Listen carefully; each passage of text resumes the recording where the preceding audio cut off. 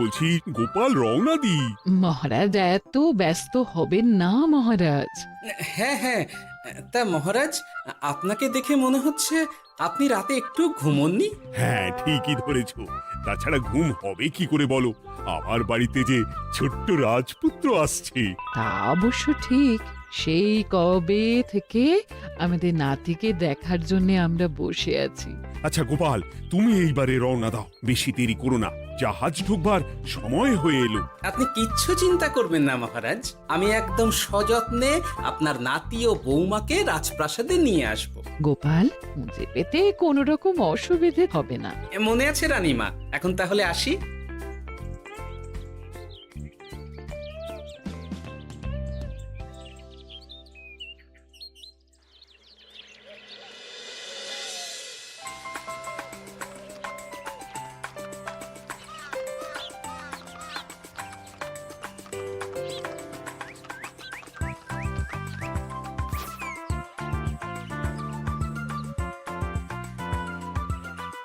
এসো এসো বোমা এসো, আরে আমার নাতি বাবু যে। বৌমা, পথে আসতে কোনো কষ্ট হয়নি তো? এইটুকু পথ আসতে কোনো রকম কষ্ট হয়নি মা। গোপাল কাকা এত ভালো যে কি বলবো। যাক যাক, গোপাল তাহলে আরো একবার আমার মান রাখলো। যতদিন গোপালের ধরে থাকবে তার প্রাণ, সে ততদিন মহারাজের রাখবে যে মান। হ্যাঁ মহারাজ, আমি থাকতে আপনি একদম চিন্তা করবেন না মহারাজ। বেশ বেশ বেশ। আমি তাহলে এখন আসি, কেমন? আরে আরে, কোথায় যাচ্ছ গোপাল? একেবারে মধ্যাহ্ন ভোজনটাও সেরে যাও। ও, ভোজনের ব্যবস্থা আছে? তাহলে তো থাকতেই হবে। ওই ভোজনের কথা শুনেই গোপালের জিভের ওজন বেড়ে গেল। তুমি থামো তো মন্ত্রী, আসলে আজ বিকেলেই আমাদের কুল গুরুদেব আসছেন, তোমরা সবাই থেকো, আজকেই নাতিবাবুর অন্নপ্রাশনের দিনটা স্থির করে নেব। এ তো বেশ ভালো কথা। বেশ তাহলে, বেশ ভালোই হলো। রোজ বাড়িতে খেতে খেতে জিভে একেবারে চড় পড়ে গিয়েছিল। বহুদিন পরে রাজবাড়ির পোলাও কোরমা খেয়ে পেট ভরাবো।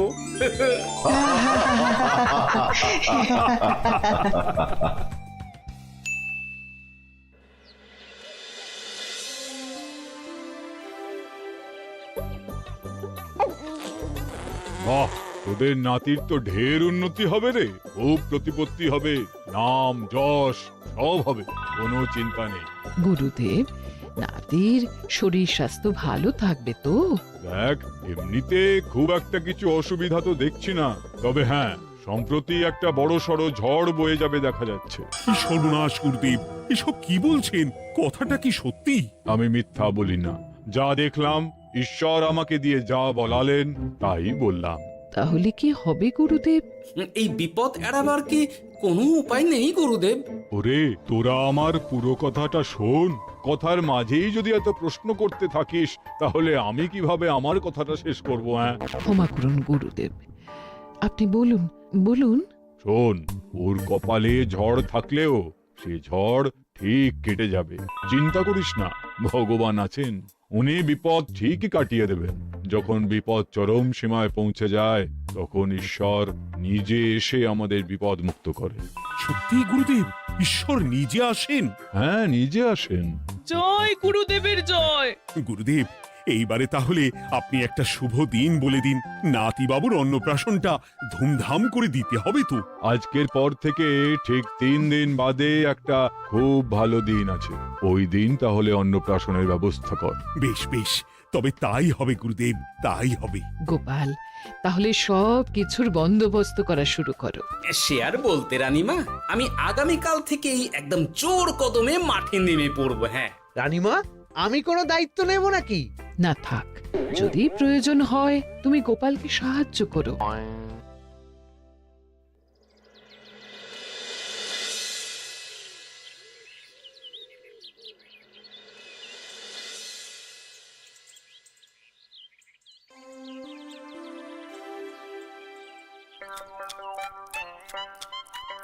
অপূর্ব হয়েছে রান্নাগুলো। সুযোগ পেয়েছে একেবারে 3 দিনের খাওয়া খেয়ে নিচ্ছে। সুযোগ কি কেউ ছাড়ে মন্ত্রী মশাই? এই আপনি বলুন না, যখনই সুযোগ পান কোষাগার থেকে একেবারে থলি ভরে ভরে মোহর সরিয়ে। থাক, মুখ বন্ধ করো, আমার ঘাট হয়েছে বলাটা। তুমি বাপু মন প্রাণ ভরে খাও, কেমন? মহারাজ, এই রকম একটা খুশির দিনেও আপনার মুখে হাসি নেই কেন? আসলে নাতিবাবু তো আর 2-1 দিন পরেই চলে যাবে, সেই কারণেই মনটা বড্ড ভারাক্রান্ত হয়ে রয়েছে। তা তো ঠিকই, আমাদের ছেলেটা আসতে পারলো না, যাও বা নাতি এলো, তাও তো এই কটা দিন কি আনন্দেই না কাটলো। আচ্ছা রানী, আমরা যদি আমাদের কাছে আরো কদিন নাতিবাবুকে রেখে দিই তাহলে কেমন হবে? মানে বৌমাকে তো ফিরতেই হবে, বিদেশে আমাদের খোকার কত কাজ বলো তো। আরে বাবা, বৌমা না হয় ফিরে গেল, নাতিবাবু কদিন আমাদের কাছে থেকে গেলে কি এমন হবে? কিন্তু দেখো না বৌমা, আমাদেরও তো একটু ইচ্ছে হয় নাতিপুতিদের নিয়ে খেলবো, আদর করব, দেখো না। ঠিক আছে ঠিক আছে, আপনাদের কাছে আমার বাবু সোনাকে রাখতে আমার কোনো চিন্তাই নেই। ব্যাস, তাহলে তো মিটেই গেল। মহারাজ, নাতিবাবুকে কদিন এখানেই রেখে দিন, আমরা সবাই আছি, ঠিক কোলে পিঠে করে তাকে সামলে নেব। বাবা বাবা বাবা, গোপাল তোমার সব দিকে কান খোলা থাকে তাই না? মহারাজ, আমি হলাম ভাঁড়, তাই মাটির ভাঁড়ের মুখটা যেমন খোলা থাকে তেমন আমার কানটাও সব সময় খোলা থাকে, বুঝলেন?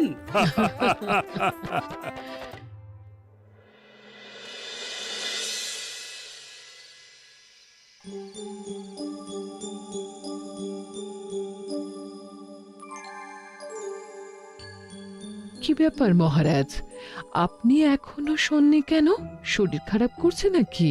না রানী, একটা কথা খুব ভাবাচ্ছে বুঝলে। কি কথা মহারাজ? এই যে সেদিন গুরুদেব বললেন না, যখন গভীর বিপদ আসে তখন ঈশ্বর নিজে আসেন বিপদে মোকাবিলা করার জন্য। হ্যাঁ মহারাজ, বললেন তো। আচ্ছা, ঈশ্বর কি বিপদে সত্যিই নিজে আসেন? কিন্তু তিনি নিজে তো বিশাল শক্তিধর, ক্ষমতাবান, তাহলে তিনি নিজে না এসে অন্য কাউকে পরিস্থিতির মোকাবিলা করতে পাঠান না কেন? মহারাজ, ঈশ্বর কখনো কখনো নিজেই হয়তো আসেন, অথবা কখনো কারো দ্বারা বিপদ খণ্ডন করেন। ব্যাপারটা খুবই সহজ মহারাজ। না না, কিন্তু আমার মনে হয়। মহারাজ, আপনার কি মনে হয় আমি জানি না, তবে আমার যা মনে হয় আপনাকে বলেছি। আগামীকাল একবার সভাসদদের প্রশ্নটা করতে হবে, দেখি তারা কি বলে। আগামীকাল সকালে আবার বৌমা ফিরে যাবে।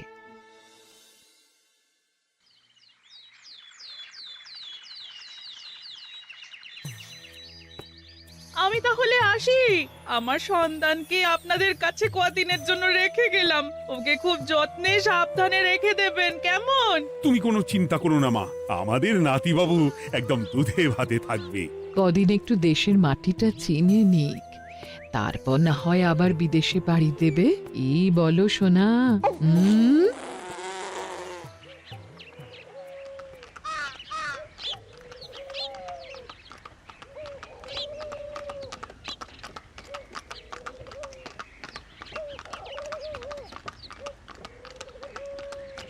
বৌমা তো চলে গেল, এইবারে তাহলে আমরাও যাই।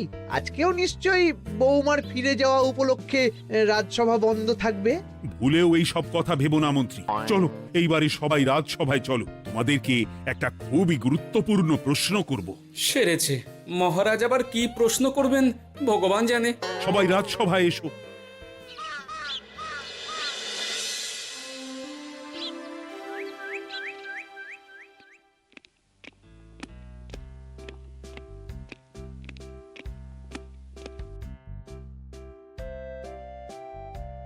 আচ্ছা, তোমরা সকলে বলো তো, ঈশ্বর কি সত্যি বিপদ খণ্ডনে এই ধরাধামে অবতীর্ণ হন? আচ্ছা, তাই যদি হয় তাহলে ঈশ্বর নিজে না এসে তার প্রতিনিধি হিসেবে অন্য কাউকে বিপদ খণ্ডন করতে পাঠান না কেন? হ্যাঁ হ্যাঁ, ঠিকই তো। কেন কেন, ঈশ্বর তো মহাশক্তিধর, উনি চাইলেই যা খুশি তাই করতে পারেন। মহারাজ, আমাদের যেমন ইচ্ছে হলে আমরা খাই দাই ঘুমাই ঘুরে বেড়াই, ঠিক সেই রকম ঈশ্বরেরও ইচ্ছা হয় নিজে নেমে এসে জগতের কল্যাণ করার। না না না, আমি কিন্তু আমার প্রশ্নের যথাযথ উত্তর পেলাম না। এই গোপাল, তুমি কিছু বলো না, একদম মুখে কুলুপ দিয়ে বসে আছো কেন? হ্যাঁ, না মহারাজ, মুখে কুলুপ দিয়ে নেই, আসলে খিদেতে পেটে ছুঁচো দৌড় দিচ্ছে। বেশি কথা বললে খাটনি হবে, আরো খিদে বাড়বে, তাই চুপ করে আছি আর কি। ইস, শুধু খাওয়া আর খাওয়া, সব সময় শুধু খাওয়ার চিন্তা। গোপাল, ছি, লজ্জা করে না? এমন একটা গুরুত্বপূর্ণ সময়ে তুমি আমার প্রশ্নের উত্তর না দিয়ে মনে মনে খাবারের কথা ভাবছো। আসলে মহারাজ, ওই না খেলে যে মাথাটা কাজ করে না, পেটে খিদে মুখে লাজ, এমন করলে তো মগজটাই পুরো ঘেঁটে ঘ হয়ে যাবে মহারাজ। বেটাকে তাড়িয়ে দিন। যাও যাও গোপাল, আমার রাজসভা থেকে এক্ষুনি বিদেয় হও দেখি। যাও যাও, তুমি যাও। যার সব সময় শুধু খাওয়ার চিন্তা, এমন পেটুককে সভায় রেখে আমার কোনো কাজ নেই। কিন্তু মহারাজ, চুপ, একদম চুপ। তুমি যাও গোপাল, যাও। যদি কোনোদিনও উত্তর খুঁজে পাও, তবেই আবার এই সভায় তোমার মুখ দেখিও।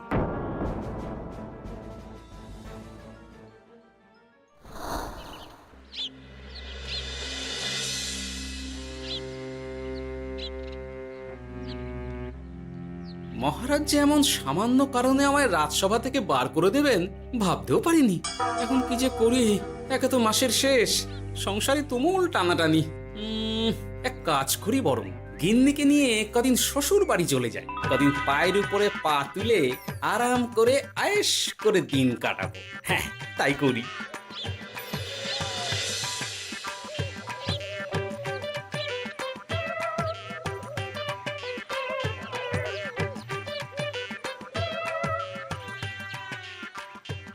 গিন্নি, ও গিন্নি, বলছি কি, ওই শিগগিরই তল্পি তল্পা গুছিয়ে তোমার বাপের বাড়ি চল। এই কটা দিনের জন্য দুজনে ঘুরে আসি, বুঝলে? কি ব্যাপার? তোমার হঠাৎ করে আমার বাপের বাড়ি যাবার হিড়িক কেন? কিছু মতলব আছে নাকি? আমি না তোমার স্বামী? তুমি আমাকে এইভাবে বেমক্কা মতলববাজ বলতে পারলে? হ্যাঁ, কোথায় আমি তোমার কথা ভেবে কথাটা বললাম, আর তুমি কি না আমায় স্বামী না স্বামী কে জানে? এই গত 3 মাস ধরে বাপের বাড়ি যাওয়ার কথা বলছি, তুমি তো তখন কানেই নিচ্ছিলে না, এখন হঠাৎ? আচ্ছা আচ্ছা, বুঝেছি, অনেক ঝগড়াঝাটি হয়েছে, এইবারে তল্পি তল্পা গুছিয়ে চলো, মেলা সময় বয়ে যাচ্ছে। কি এক্ষুনি যাবে নাকি? সন্ধে হয়ে এলো তো। সন্ধে হয়ে এলো তো কি হয়েছে, চলো চলো চলো, শিগগিরই চলো। ঠিক আছে, আমি প্রস্তুত হচ্ছি। তুমি তাহলে একখানা গরুর গাড়ি ডেকে আনোগে, যাও যাও। আরে মিছিমিছি গরুর গাড়ি রাখবো কেন? আরে বাবা, আমরা হেঁটে যাবো, হেঁটে। কি বলছো? এতটা রাস্তা বনের মধ্যে দিয়ে আমরা হেঁটে যাব? শোনো গিন্নি, ওই বাতের ব্যথায় না হাঁটাটা বেশ ভালো, বুঝলে? চলো চলো, দেখবে কোনো রকম অসুবিধে হবে না। হ্যাঁ, আমি তো আছি নাকি? হ্যাঁ,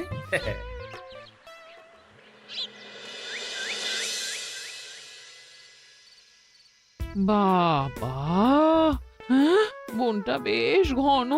বলি, এই সময়ে এই বনের মধ্যে দিয়ে কেউ হেঁটে যায়? মেলা গজগজ না করে চুপচাপ এসো দেখি। ও মা গো, বাবা গো, বাবা গো, কি লাগাটাই না লাগলো গো। আরে, তোমার থেকে আমার বেশি লেগেছে, যাখানা ধাক্কা মারলে। কি করবো? গিন্নি আমায় ধাক্কা মেরে ফেললো বটে, কিন্তু আজ আমি মহারাজের প্রশ্নের যথাযথ উত্তর পেয়ে গেলাম। বেড়াল ছানাটিকে বাঁচাতে কোনো কিছু না ভেবেই কিভাবে বেড়ালটা ওই বাঘা কুকুরটার দিকে তেড়ে গেল। হ্যাঁ, তার মানে বিপদে পড়লে সন্তানকে বাঁচাতে না, আমাকে এক্ষুনি একবার রাজপ্রাসাদে যেতে হবে, রানীমার সঙ্গে কথা বলতে হবে। আরে আরে আরে আরে, ওদিকে কোথায় চললে গো? ওদিকে তো তোমার শ্বশুর বাড়ি নয়? আরে বাবা, আমার নয়, তোমার শ্বশুর বাড়ির দিকেই আবার যাচ্ছি, বুঝলে? আর মানে আমরা আর যাবো না? না না, পরে যাব, তাড়াতাড়ি এসো দেখিনি। এ কি রে বাবা, লোকটার মাথাটা কি গেছে নাকি? কখন যে কি করছে নিজেরই ঠিক নেই, যত সব।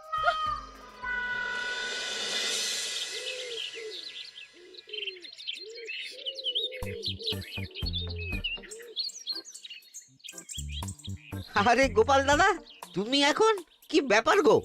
আমি একটু রানীমার সঙ্গে দেখা করতে চাই, খুব দরকার। কিন্তু এখন তো সকলে ঘুমাচ্ছে, তাই আমি তো এখন তোমাকে ঢুকতে দিতে পারবো না। আরে অযথা কথা না বলে পথ ছাড়ো, ভিতরে ঢুকতে দাও। গোপাল দাদা, তুমি এই সময় ওই ঢোকার জন্য অহেতুক জেদ করো না। তাছাড়া আমি যতদূর জানি তোমায় তো মহারাজ তাড়িয়ে দিয়েছিলেন। তাহলে আবার বহাল হব, চিন্তা করো না। দয়া করে এখন ঢুকতে দাও। গোপাল দাদা, আহ পেয়াদা, এই এই কি ব্যাপার? এত হইচই কিসের? কি হয়েছে? রানীমা, আমি আপনার সঙ্গে একটু কথা বলতে চাই, বিশেষ দরকার আছে। এসো এসো, ভেতরে এসো। তাহলে মহারাজকে তোমার পরিকল্পনা মতো বাইরে নিয়ে যেতে পারলেই উনি ওনার প্রশ্নের উপযুক্ত জবাব পেয়ে যাবেন, বলছো? সে ব্যাপারে আপনি 100% নিশ্চিত থাকুন রানীমা। এখন আপনি শুধু আমার পরিকল্পনা অনুযায়ী মহারাজকে নৌকা বিহারে যেতে রাজি করান। তারপর কি হয় সেটা আপনি নিজেই সচক্ষে প্রমাণ পেয়ে যাবেন। তোমার উপরে আমার অগাধ আস্থা গোপাল। ঠিক আছে, তুমি যেমনটা বললে ঠিক ওইভাবেই আমি নৌকা বিহারের ব্যবস্থা করছি। রানীমা, দেখবেন এই পরিকল্পনাটা যাতে কোনোভাবেই পাঁচকান না হয়, তাহলে কিন্তু সব ভেস্তে যাবে। নিশ্চিন্তে থাকো গোপাল, কিচ্ছু হবে না, নিশ্চিন্তে থাকো।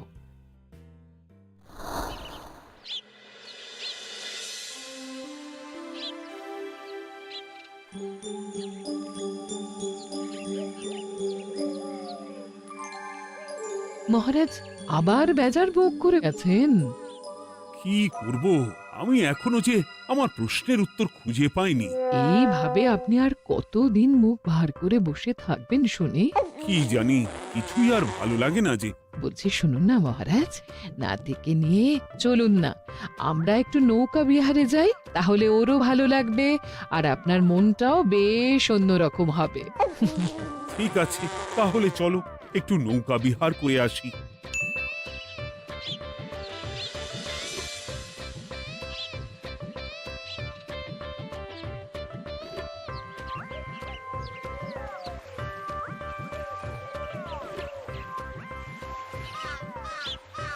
এই তো মহারাজ, আসুন আসুন, সেই কখন থেকে আপনার জন্য অপেক্ষা করছি। এ কি গোপাল, তুমি এখানে? কি ব্যাপার? তোমার সঙ্গে তোমার স্ত্রীও আছেন দেখছি। মহারাজ, কতদিন আপনাকে দেখিনি বলুন তো, তাই আজকে একদম সস্ত্রীক চলে এলাম। চলুন চলুন, সকলে মিলে নৌকো বিহার করে আসি।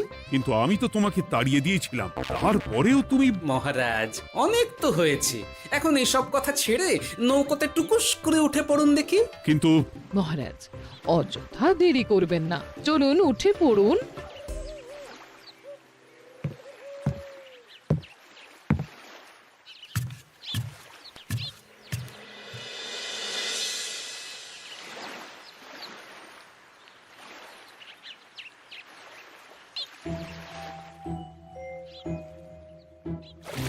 এ কি?